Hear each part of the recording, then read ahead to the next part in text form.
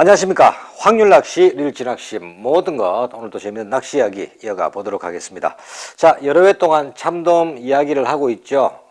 제게 주어진 시간이 아주 짧기 때문에 한 번에 이야기를 하고 다음 이야기를 할 때 앞에 이야기를 뭐 3분의 1 정도는 섞어서 이야기를 하고 있습니다. 낚시라는 것이 어차피 계속해서 반복되는 상황, 조금 변해가는 상황에 맞춰가는 그런 것들이죠. 복습한다고 생각하시면 여러분들 머릿속에 조금 더 기억이 남지 않을까 생각을 해봅니다. 자, 참돔 낚시에서 만나게 되는 채비, 장길 낚시 채비, 그리고 반유동 채비, 그리고 전유동 채비를 했었고요. 마지막으로 제가 개인적으로 가장 확률이 높다고 생각하는 제가 즐겨 사용하는 이 반유동 장길 낚시 채비에 대한 이야기를 지난 시간에 했었습니다. 자, 오늘 또 참돔 낚시 이야기에 채비의 끝으로 이 반유동 장길 낚시 채비를 마무리 짓게 될 텐데요. 지난 시간에 했던 이 장길 낚시 채비를 기본적으로 채비도만 설명을 하고 이어가 보도록 하겠습니다.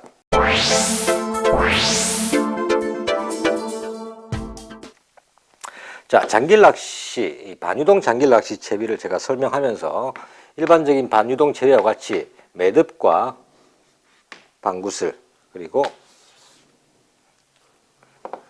찌가 되겠죠. 수중찌와 도래. 자, 매듭이 들어가고 방구슬이 들어가고 찌가 들어가고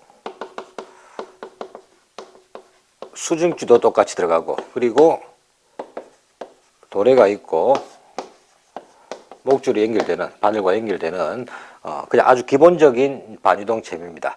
자, 반유동 장길 낚시에 있죠. 채비 구성의 기본은 찌가 예를 들어 보겠습니다. 2호의 찌에 잔존부력이 플러스 오비가 있는 찌라고 가정을 합니다. 그러면 이 수중찌도 같은 마이너스 2호찌를 세팅을 하고 이 채비만 본다고 하면 플러스 오비에 뜨는 부력이 남아있죠. 다시 말해서 매듭에 찌가 닿더라도 찌머리는 오비 정도 밖으로 나와 있는 상황이 됩니다. 자, 이 잔존부력을 죽이는 이 오비를 도래 바로 밑에다가 예를 들어 3비 봉돌과 중간쯤에다가 2비 봉돌을 달았을 경우 수치상으로는 거의 제로가 되면서 수면 아래 찌가 빠듯하게 뜨는 이런 상황이 되죠. 자, 이 상황에서 목줄에 다는 봉돌의 양이나 무게를 더하게 되면 찌가 가지고 있는 잔존부력 플러스 오비를 넘어가게 됩니다. 자, 여기서 호수로 한번 바꿔볼까요? 이 오비를 죽이기 위해서 마이너스 3비와 2비의 봉돌을 달았었는데, 자, 3비 봉돌과 마이너스 3비 봉돌과 마이너스 3비 봉돌 두 개를 물게 된다면 이 채비의 계산상으로는 마이너스 B 정도의 무게가 마이너스가 됩니다. 다시 말해서 채비가 매듭에 닿고 나면은 채비 전체가 안정되고 나면은 이 채비는 서서히 마이너스 B 무게만큼 잠겨드는 채비가 되죠. 지난 시간에 설명했듯이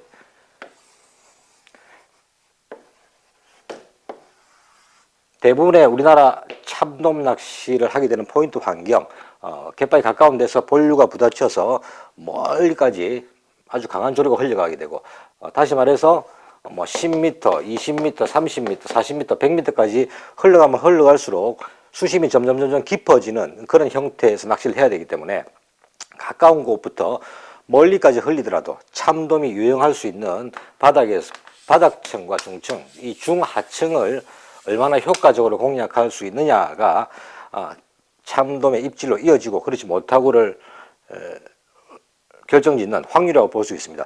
따라서 이 장길 낚시, 제일 처음 이야기했던 장길 낚시나 반유동 채비나 이 전동 채비 모두 장점이 있는가 하면 각각의 단점이 있었죠.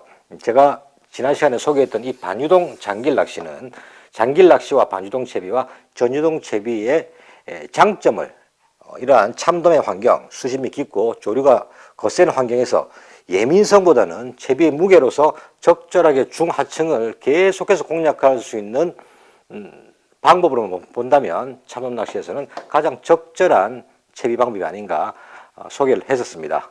자, 그렇다면 이러한 반유동 장길 낚시 채비를 조금 더 쉽게 효과적으로 운용할 수 있는 방법을 한번 설명드려 보도록 하겠습니다. 보통 참돔 낚시를 할 때는 처음부터 조류도 세고 물꼬리 너무 세 3호치, 4호치를 바로 사용을 하는 경우 많죠. 대부분 그런 거는 이 반유동 채비라고 볼 수가 있는데요. 말씀드렸지만 3호, 4호지의 무거운 채비는 거센 조류를 뚫고 본인들 공략하기는 좋습니다. 하지만 그 채비, 정해놓은 반유동의 그 채비 수심대가 입질 확률이 높아지는 그 수심대, 그 지역을 벗어나 버리면 붕붕붕 떠서가는 그런 상황이 될 수가 있죠.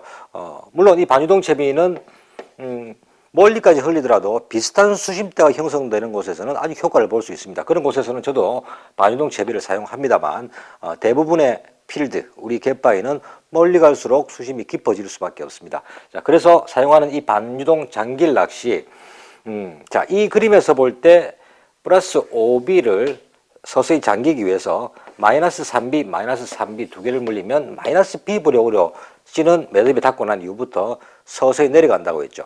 자, 그런 경우 자, 마이너스 B를 했는데 과연 이 마이너스 B가 어느 정도 매듭에 닿고 난 이후부터 어느 정도로 속도로 내려갈까 하는 의구심이 제일 먼저 생기게 될 겁니다. 매듭에 닿은 후부터 찌가 서서히 보이지 않게 되겠죠. 잠기니까. 그리고 그 잠기기 시작한 찌가 가라앉는 속도를 말로 설명하기란 너무나 어렵습니다.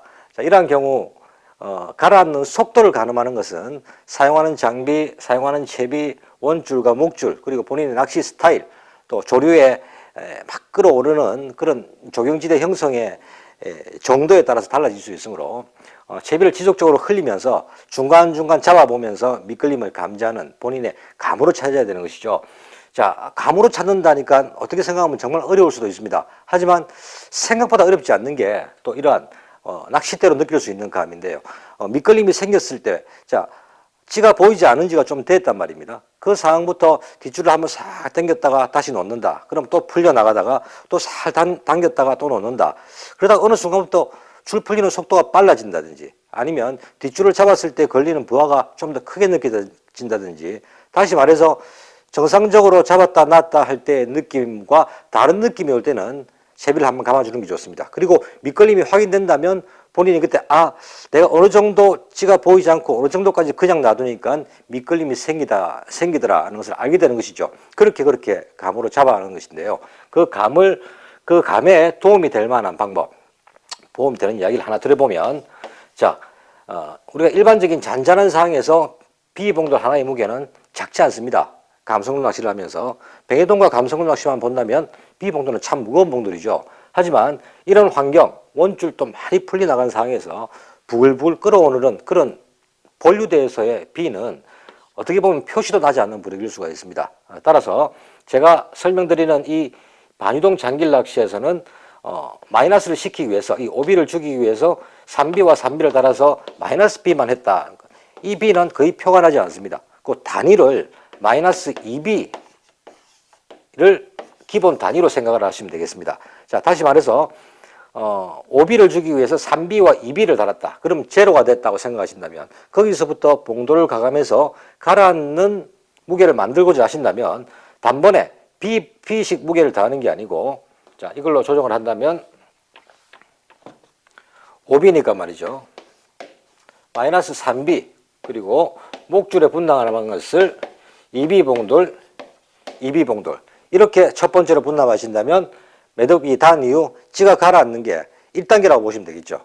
자, 거기서 멀리까지 흘러가도 그래도 조류 속도에 비해서 찌가 가라앉는 속도가 늦어서 채비가 떠 있는 것 같다고 느껴져서 다시 미채비를 조정하신다고 되면 3B, 2B, 2B라 달려있는 이 봉돌에서 3B, 2B로 하실 게 아니고 2B, 2B를 전체 3B, 3B로 바꾸시는 것이죠. 이렇게 한번 가감할 때마다 2B 정도의 무게를 가감을 하시게 되면 훨씬 더 빠르고 쉽고 또 감각적으로도 캐치해낼 수 있는 그런 확률이 높아진다고 할 수가 있겠습니다. 자, 말씀을 드리다 보니까 또 할애된 시간이 다 돼가는 것 같은데요.